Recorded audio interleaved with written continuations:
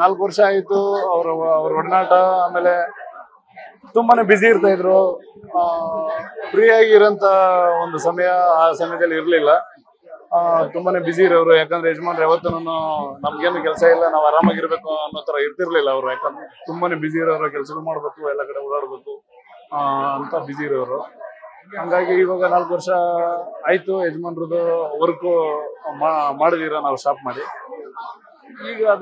ಈಗ ಬೇರೆ ಒಬ್ಬರದ್ದು ಎಲ್ಲ ಮೂವಿಗಳೆಲ್ಲ ಬರುವಾಗ ಒಳ್ಳೊಳ್ಳೆ ಮೂವಿಗಳು ಬರ್ತಿರುವಾಗ, ಕನ್ನಡದಲ್ಲೆಲ್ಲ ಒಳ್ಳೊಳ್ಳೆ ಮೂವಿಗಳು ಬರ್ತಾ ಇದ್ದಾವೆ. ಆ ತರದ ಸಮಯದಲ್ಲಿ ನಾವು ಒಂದು ಪ್ಲಾನ್ ಮಾಡ್ಕೊಂಡು, ಒಂದು ಗೆಸ್ ಮಾಡ್ಕೊಂಡು ಮಾತಾಡ್ಕೊಂತ ಇರ್ತೀವಿ. ಏನಂತಂದ್ರೆ ಈ ದಿವಸದಲ್ಲಿ ಇಂಥ ಮೂವಿ ಬರೋದು, ಮತ್ತೆ ಪ್ಯಾನ್ ಇಂಡಿಯಾ ಎಲ್ಲ ಆಗೋದಕ್ಕೆ ಸ್ಟಾರ್ಟ್ ಆಗಿತ್ತು. ಇವ್ರದ್ನಿಂದಾನೇ ಪ್ಯಾನ್ ಇಂಡಿಯಾ ಮಾಡ್ಬೇಕು ಅಂತ, ನೆಕ್ಸ್ಟ್ ಮೂವಿಯಿಂದಾನೇ ಮಾಡ್ಬೇಕು ಅಂತ ಪ್ಲಾನ್ ಮಾಡಿದ್ರು. ಅವಾಗ ಪ್ಯಾನ್ ಇಂಡಿಯಾ ಆಗಿ ಎಲ್ಲ ಆಗಿದ್ರೆ ಇನ್ನೂ ಎಲ್ಲೋ ಎಷ್ಟೋ ಮಟ್ಟಕ್ಕೆ, ದೊಡ್ಡ ಮಟ್ಟಕ್ಕೆ ಯಜಮಾನ್ರ ಹೆಸರು ಮತ್ತೆ ಅವ್ರ ಮೂವಿಗಳು ಹೆಸರು ಮಾಡ್ತಾ ಇದ್ವು.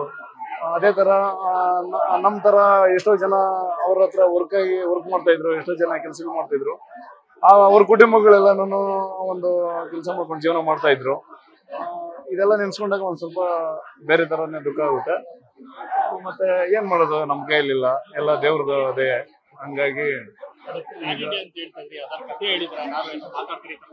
ಯುವರತ್ನ ಸಮಯದಲ್ಲಿ ತಮಿಳಿಗೆ ಕನ್ವರ್ಟ್ ಮಾಡ್ಬೇಕಾದ್ರೆ ಆ ಸಮಯದಲ್ಲಿ ಹೇಳ್ತಾ ಇದ್ರು, ನೆಕ್ಸ್ಟ್ ಬರೋ ಮೂವಿಗಳಿಗೆ ಪ್ಯಾನ್ ಇಂಡಿಯಾ ಮಾಡೋಣ ಅಂತ ಮಾತಾಡ್ಕೊಂತಿದ್ರು.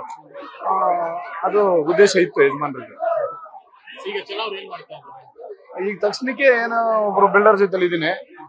ಬಳ್ಳಾರಿದವ್ರು, ನಾನು ಪ್ರತಿ ಸಲ ಹೇಳ್ತಿರ್ತೀನಿ, ಬಳ್ಳಾರಿದವ್ರು ಇದಾರೆ ಮಂತೇಶ್ ಅಂತ, ಅವ್ರೊಟ್ಟಿಗೆ ಕೆಲಸದಲ್ಲಿ ಇರ್ತೀನಿ. ಮತ್ತೆ ಸಮಯ ನನಗೆ ಆ ಕಡೆಗೆ ವರ್ಕ್ ಇದ್ದಾಗ ಅಲ್ಲಿ ಹೋಗ್ತೀನಿ, ಇಲ್ಲಿ ಸಮಯ ಸಿಕ್ಕಿದಾಗ ಇಲ್ಲಿನೂ ಸಣ್ಣ ಪಣ್ಣ ಲ್ಯಾಂಡ್ ಡೆವಲಪ್ಮೆಂಟ್ ಕೆಲಸಗಳಲ್ಲಿ ಇರ್ತೀನಿ. ರಿಯಲ್ ಎಸ್ಟೇಟ್ ಅಲ್ಲಿ ಹೊಸೂರು ರೋಡಲ್ಲಿ, ನಾನು ಆನೇಕಲ್ ತಾಲೂಕಲ್ಲಿ ಇದ್ದೀನಿ, ಬೊಮ್ಮಸಂದ್ರ ಚಂದಾಪುರ ಕಡೆಗೆ ಇದ್ದೀನಿ. ಆ ಭಾಗದಲ್ಲಿ ಮತ್ತೆ ದೇವನಹಳ್ಳಿ ಕಡೆಗೆಲ್ಲ ಸಣ್ಣ ಪಣ್ಣ ಕೆಲಸಗಳು ಮಾಡ್ಕೊಂಡು ಓಡಾಡ್ತಾರೆ.